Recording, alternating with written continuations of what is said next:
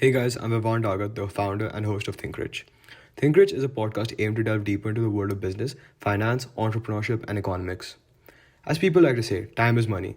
So let's dive right into the first episode. Hi guys, this is the first ever financial podcast we've had in our school, and I'm the president of the finance club and your host Vivaan Daga, and this is our first ever episode that we're recording, and we've got a very special guest today, Siddharth Kothari. He works at the IMF. So hi Siddharth, could you give a brief overview about your job and your work at the IMF? Sure. Hi, everyone. Great to be here. So I'm a macroeconomist at the IMF or the International Monetary Fund.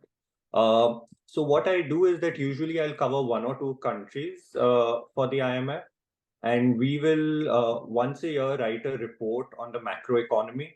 So that will cover recent developments in broad aggregates like GDP, inflation, financial markets, etc. And we will have in that report what we think are the key policy initiatives that the government needs to undertake. And this will again cover fiscal policy, monetary policy, financial policies, and things like that. So basically, a macroeconomic diagnostic of what has happened in the country recently and what we think the government should be doing. Okay, that's pretty interesting. So, do you overlook any specific region or country? So currently I'm in the Asia Pacific department. So my main focus is China, right? Okay, yeah, great. All right. So, speaking of you working at the IMF, what led you through this journey, and how did you decide that you wanted to become an economist? And what just inspired you? Because you've attended Cambridge and you've also attended Stanford to get your PhD. So, what inspired you through this journey, and how was it all along? To be honest, it was a series of accidents that led me to where I am. I grew up in a family which was basically like a business family, I would say. Everyone just expected that you would probably do an undergrad and then go back and join the family business. But somehow I started studying economics in high school, about the age that you are now, Vivan, and I liked it. So then I did an undergrad in economics. So I grew up in Calcutta, went to Delhi to do an undergrad, enjoyed it. So thought, okay, let's do this a little more. So then I went to Cambridge to do a master's. And then really I just kept enjoying it, and my parents were supportive, so I kept studying more. So then I went to Stanford for a PhD, and kind of it wasn't a very well planned journey, but it was just something kind of following what I like doing, uh, and really realizing while you're studying that this is what you want to do, and not necessarily go back to a business. So that was really it. That's really interesting. That's very nice. So, and at the time, you mentioned that you started studying economics when you were my age, and then it was a series of accidents as well. So, what did you keep in mind when you were going through your journey? Like, what was one motto that you had that led you to where you are today? I think it's basically, so of course, like the cliche is that you have to work hard, right? But then I think I realized that it's easier to work hard if you're enjoying what you're doing. Now, of course, like anything that you do, whether that's studies, whether that's a job, you won't enjoy every aspect of it. But if there are aspects of it that you enjoy, then it's kind of easier to work hard, and then it's easier to, I think, do well in that.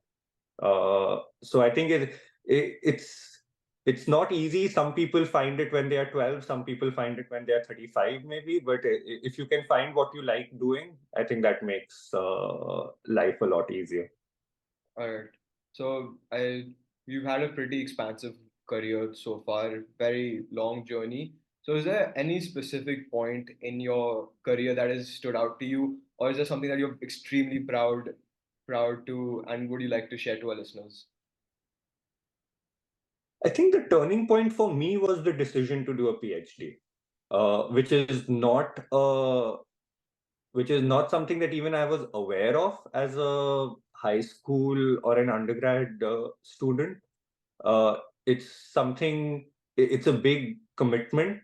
because it's a 5 to 6 year commitment if you're doing it in the US.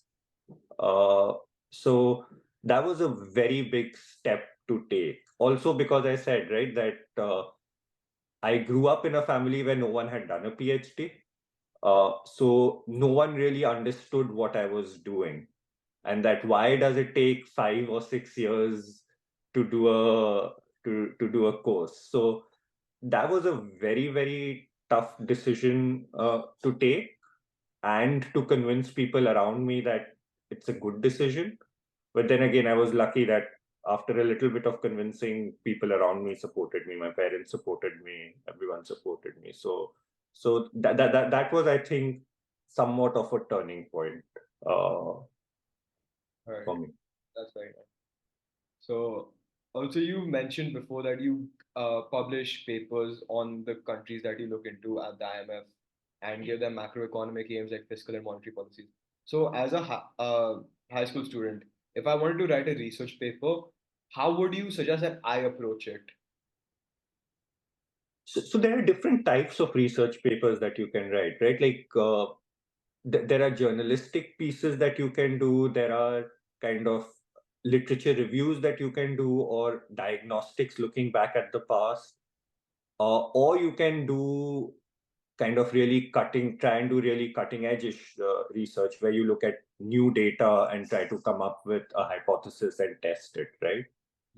So over here, I think again, I would say find a topic that you are interested in, do a lot of reading to see what people have written about that so far.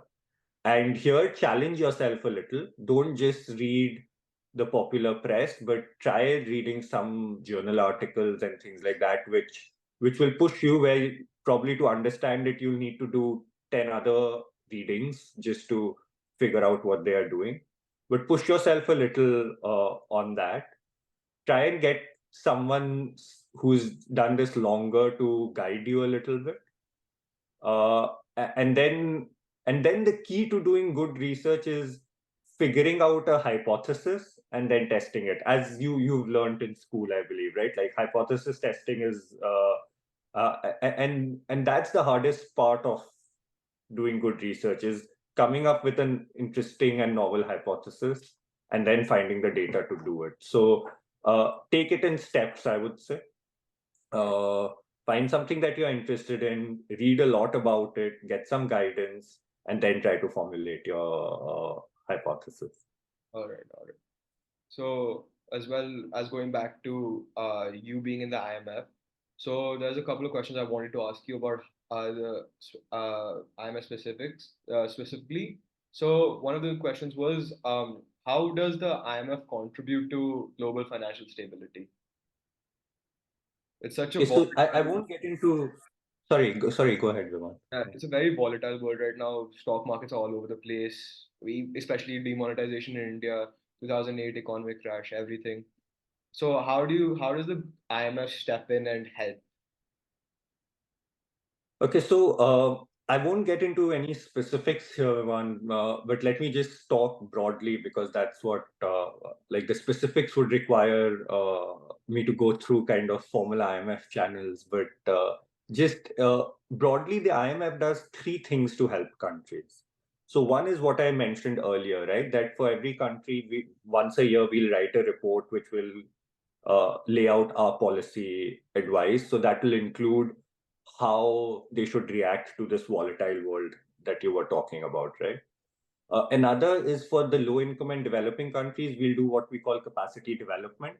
So if a country needs to, you can think of it as training basically.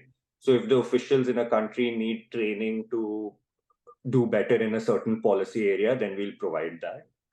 But the third aspect of the IMF's job is lending, which is if a country is actually facing financial hardship, if the Ministry of Finance and the government and the central bank can then approach the IMF for funding. And that's what we call an IMF program. And that involves a series of steps, but essentially then the IMF acts as the lender of last resort for countries. All right. Also moving on. So, and what is your take on the current global economic scenario, like including the trade tensions and geopolitical events, on and how do you think that impacts the developing nations in in the world? Okay, again, without getting into too many specifics of what's happening currently, I think there has been a kind of, you can think of it as a few decades, starting in the 2000s, maybe even the 1990s, where global trade really took off.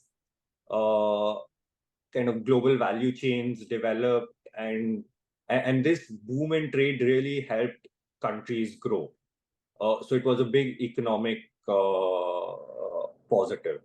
Now the fear is that this process will go into reverse, right? So trade has a lot of benefits to countries. Uh, I don't know if you've studied this yet, but uh, it basically, you can specialize, right? There's division of labor, and trade allows you to specialize in your comparative advantage, and that's good for your growth, for your productivity, for every country's growth and productivity.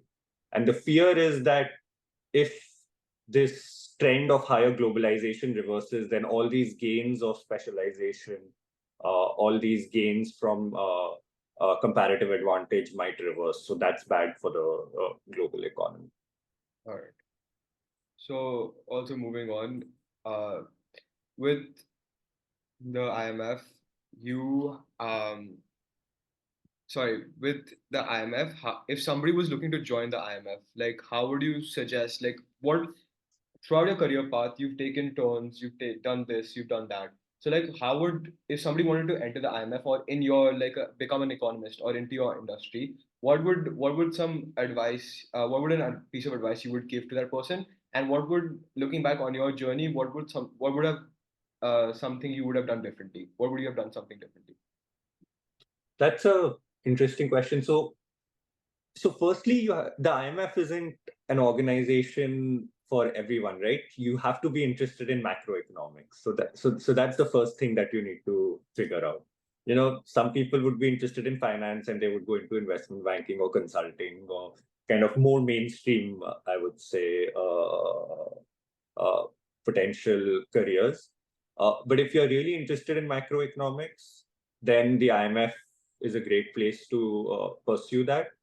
uh, what you would do is, so there are different stages at which you can join the IMF, right? Like you can join after an undergrad as a research analyst, or you need to do a master's and potentially a PhD to join as an economist, right? So, and on that, really, at your age, your job is to study, but also to get real life experience, right? Like academic studies goes only a certain way. Like take your summers to do internships, f- figure out also how the real world works. So if you do that, then by the end of your undergrad or by the end of your masters or by the end of your PhD, you would automatically be in a good position, I think, to join an organization like the IMF.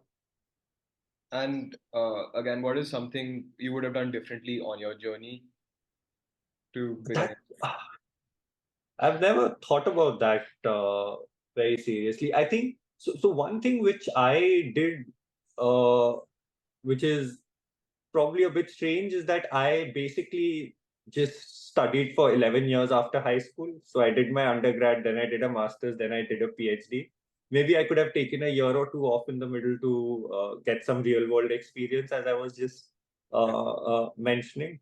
I kind of had to learn that part on the go after I finished my PhD, right? So that's something which I could have potentially done differently.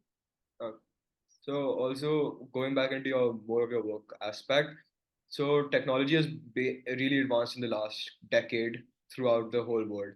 So looking back, when compiling data, researching, when you started off at the IMF about 10 years back, or and when you are where you are right now, so how do you think technology has helped you, and how do you think it's impacted your work in a negative way?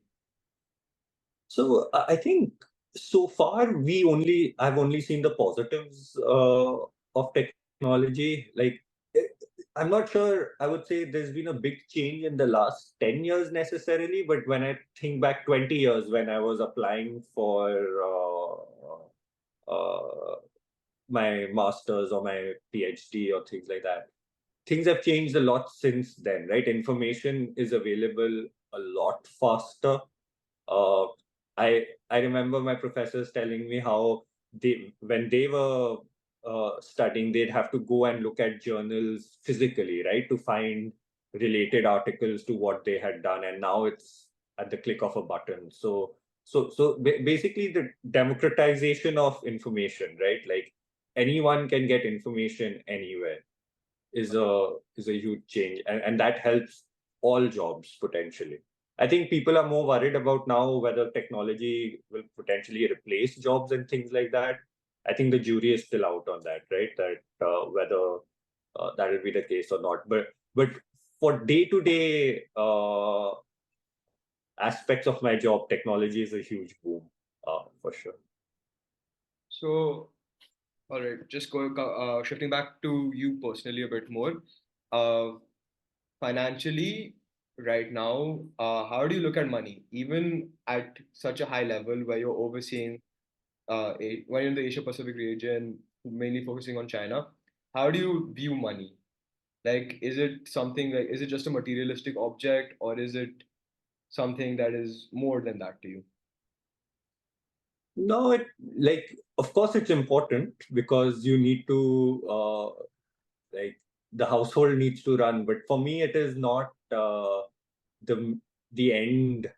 Like I have to enjoy my job. That's more important than just the money that I make for it. Probably if like if my decisions were based solely on the on how much money I wanted to make it, I would have ended up in a different career. I wouldn't have studied for 11 years. Like honestly, some of the best years of my life were as a student when I was broke. So like I don't want to say that it is not important because there is definitely a minimum threshold that you have to meet to have a comfortable life. But after that, I think other things in life become more important. And suppose, what are some qualities of yourself that you admire while working? And what are some qualities you look in others as well, and what you admire from other people? And what do you think that the audience or the listeners should instill into themselves to become to reach such a high post like you have? Um, I would say I think what I do well is I'm willing to work hard and I'm willing to continuously learn. Kind of lifelong learning is something which even at this stage of my life, I'm very happy to begin working on something new and learn about that. So I think that is, I think, what I do relatively well. Uh, I think what I don't do very well, and I think it's also a very important skill to have is at least what in the US people will call networking, Yeah. which is being proactive and going out and meeting people and getting in touch with people who can then help you. Like I was telling you before, right? Get some guidance to do some research. Like get some guidance from someone who's really an expert at a particular field. So that's something which I think is also an important skill, and if done well, can help a lot. And what are some other qualities you look in other people around you, or you've noticed in other people around you that you want to instill? This is the one, right? Like I've seen people use networking really effectively, Really? uh, which I find very hard to do. But it's I would spend 4 hours learning something where someone who is better at networking will know, okay, this is the person to call. Let me get in touch, and they'll get a deeper understanding much quicker just because they've tapped someone else's expertise. And you've talked a lot about how you applied to Cambridge and then gone on to Stanford in your PhD. So, as a student, what was one quality you felt, again, like learning from past, learning, keep on learning, trying something new? that as a student. But as a student, do you think your dedication, or do you think you're just maybe you're naturally smart? What do you think just happened to attend two such prestigious colleges? Now, I'll go back to what I said before, right? That it's more hard work and more liking what you're doing. That's much more important than I think just being like smart or innately smart, right? Like I think it's more about if you're enjoying what you're doing, you'll just tend to do better at it. You'll be willing to put in more hours. But also there is definitely an element of luck, right? Like I think it's a bit yeah. At least I have noticed that in my life, or I have felt that it's not always about what you do. There is definitely what you do can help shape the luck aspect as well, but there is an element of luck, so you have to be willing to be a bit flexible. Like I applied to many colleges for PhDs, right? Like I applied to many colleges for masters, and then you hope for the best, you do your work, and then you hope for the best, right? So also going back a little bit more further, so when you got your first paycheck, obviously it's your first paycheck. You would have spent it somewhere. You would have given it to somebody, maybe your parents or something. But do you think you spent it well financially? Looking from a financial aspect, do you think you spent your first paycheck well? So so for me that's a bit of an ambiguous question, because I could consider the first PhD stipend. So when I did my PhD, I got a stipend as a PhD student, right? So I could consider that to be my first paycheck, or when I was a research analyst or a teaching assistant during my PhD. And as I said, that time I was broke, right? So all of that money was going towards rent and towards food. So there wasn't. So in that sense, I think I would say that yes, that was well spent, because that was spent on essentials. Honestly, I don't remember how I spent my first IMF paycheck. Oh, So yeah. yeah. All right. And I'm pretty sure, thank you for your time. That was a lot of fun talking to you, getting to know your insights, especially from a person who's attends so many prestigious college. Our listeners would really like to know what you had done and would like to listen to this episode, because a lot of people are applying right now, high school age, we are applying to colleges. So thanks a lot, Siddharth. And thank you for sharing your experiences.